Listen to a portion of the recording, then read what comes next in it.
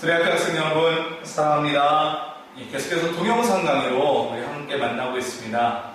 지난 강의를 통해서 우리는 인간의 역사를 통해서 철학이 어떻게 발전해가는가, 그리고 철학의 발전 과정을 바라보는 방법으로서 변증법이 있다라는 것을 이야기했습니다. 혹시 기억나나요? 변증법? 변증법이 무엇이었지요?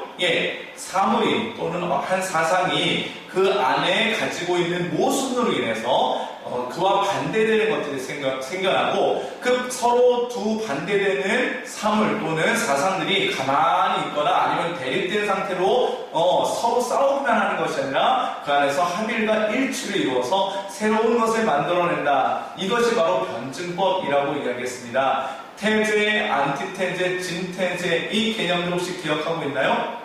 좀 어렵고 낯선 개념이죠. 하지만 앞으로 우리가 사서의 흐름, 사상의 흐름을 이 변증법이라는 도구를 가지고 바라볼 것이기 때문에 여러분들이 이런 개념들, 태제, 안티태제, 진태제 이런 개념들을 익혀두는 것이 굉장히 중요합니다. 사실 그렇게 어려운 개념은 아니에요. 그렇기 때문에 앞으로도 계속 이 강의를 통해서 태제와 안티태제, 진태제의 개념은 반복할 테니까 너무 어렵게 생각하지 않았으면 좋겠습니다.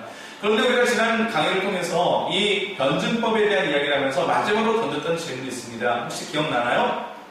바로 변증의 과정을 통해서 최종적인 모범 답안이 나타날 수 있는가? 사람들이 어떤 생각을 계속해서 변증의 과정을 통해서 한 방향을 가지고 나가다 보면 과연 최종적인 모범 답안, 더 이상 수정할 필요가 없는 완벽한 답안이라는 것이 나올 수 있을까라는 그런 질문을 선생님이 마지막으로 던졌습니다. 여러분들은 어떻게 생각하세요? 어떤 사람들은 지금까지 살아왔어도 답이 안 나오는 거 보면 인간은 계속 끝없는 욕심을 부리는 존재이고, 그런 사람들을 통해서는 최종적인 모범 답안이라는 건 나오지 않을 거야 라고 말하는 그런 학생들도, 그렇게 생각하는 학생들도 있을 거고요. 또 어떤 학생들은 그래도 하나님께서 우리에게 이성을 주셨고 생각할 수 있도록 하셨고 합리적인 마음을 주셨는데 우리가 서로 한 좋은 방향성을 따라서 서로 협력하고 화해해서 뭔가 좀 가장 좋은 거, 뭔가 더 수정할 것이 없는 뭔가 답은 하나 나오지 않을까? 이렇게 기대하는 그런 사람들도 있을 거라고 생각을 해요.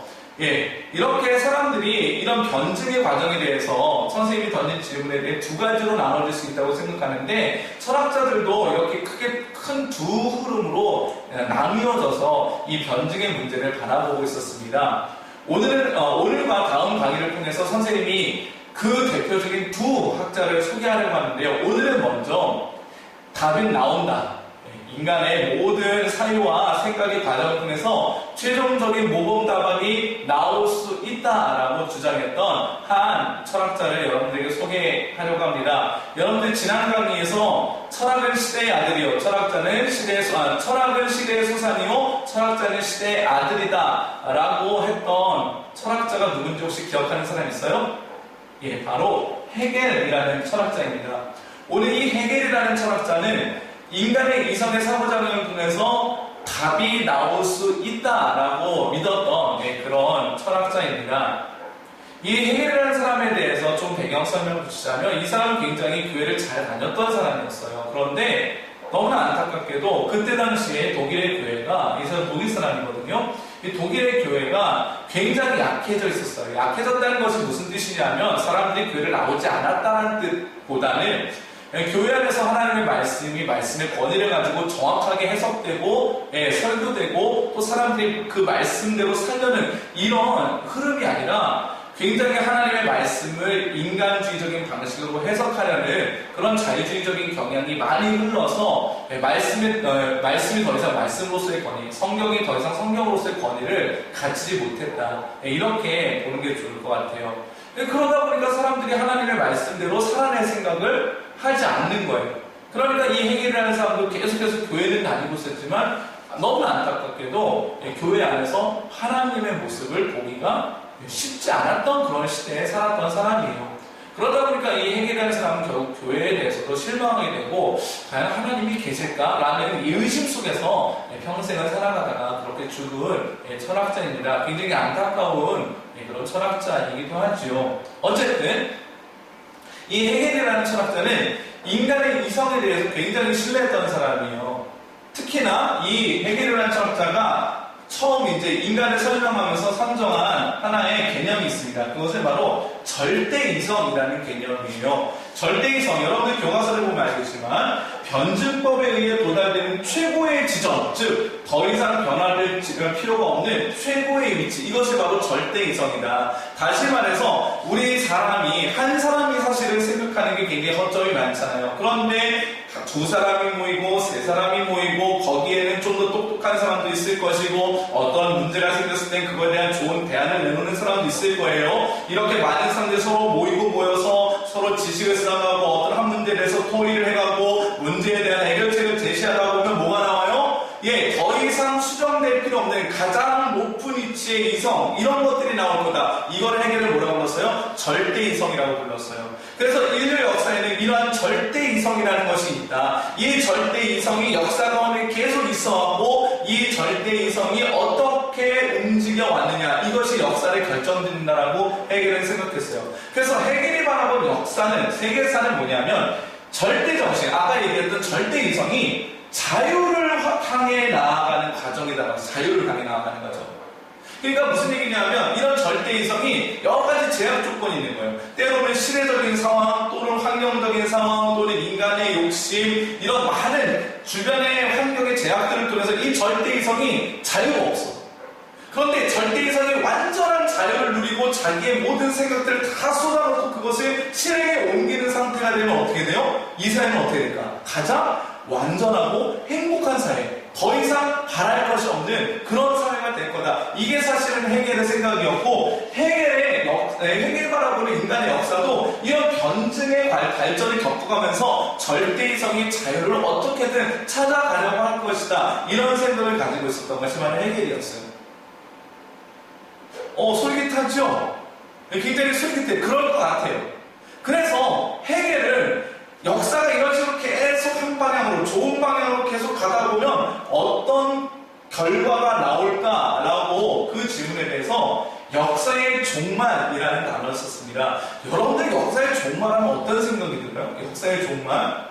예, 요한계시록을 통해서도 보지만 역사의 종말에는 막 어려운 일들이 있고 전쟁이 나고 기근도 심해지고 그러다가 하나님께서 결국은 이 땅에 예수님이 다시 오셔서 새 하늘과 새 땅을 여시는 그런 것들이 생각이 나게 되잖아요. 그런데 해겔이 얘기하는 역사의 종말은 좀 달라요.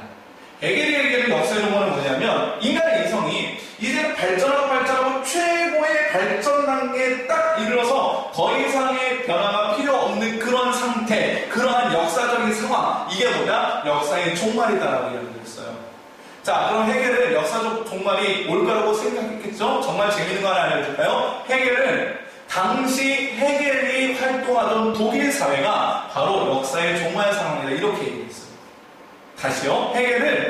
해겔이 살았던 그때 당시의 독일, 사실 그때 당시의 독일이 굉장히 뛰어난 철학자들도 많았고 인간의 이성을 신뢰하는 분위기가 가장 그 고조로 올라가 있었던 그때가 바로 이 시기예요.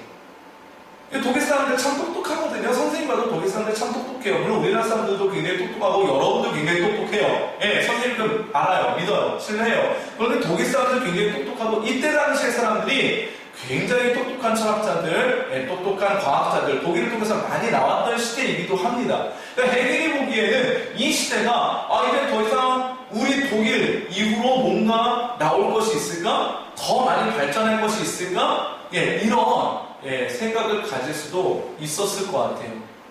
자, 그런데 한 가지 여기서 우리가 알아야 될 사실이 있습니다. 이렇게 해겔이 더 이상 이제 발전할 것이 없는 완벽한 나라, 완벽한 사회라고 말했던 이 독일이 결국 어떤 일을 벌이게 되죠?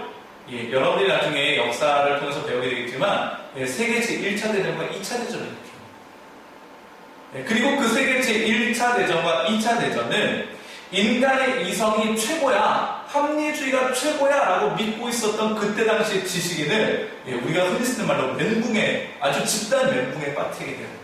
그래서 인간의 이성이 정말 믿을 만하다면, 신뢰할 만하다면 어떻게 이렇게 참혹한 심각한 전쟁을 사람이 일으킬 수 있지? 어떻게 이렇게 엄청난 사람이 죽었거든요. 세계 제1차 대전과 2차 대전을 통해서 어떻게 이런 일들을 감히 사람이 일으킬 수 있지라고 인간의 인성에 대해서 본격적으로 회의하게 의심하게 되는 때가 바로 아이러니한 역설적에도 이 해겔 이후에 독일을 통해서 그렇게 일어나게 된 것을 볼 수가 있어요. 자, 학생 여러분, 여러분은 어때요? 과연 우리 인간을 통해서 정확한 답, 정말 최종적인 모범 답안이 나올 수 있을 거라고 생각하나요? 다음 강의에서는 변증, 인간의 변증을 통해서는 최종적인 모범 답안이란 나올 수 없다라고 말했던, 그러니까 해겔의 반대의 위치에 서 있었던, 이걸 변증적으로 한번 얘기해볼까요? 해겔이 태제였다면 이것에 대해서 그렇지. 안티테제로서의 위치에 서 있었던 철학자 한 명을 소개하도록 하겠습니다. 오늘은 여기까지 하도록 할게요. 수고하셨습니다.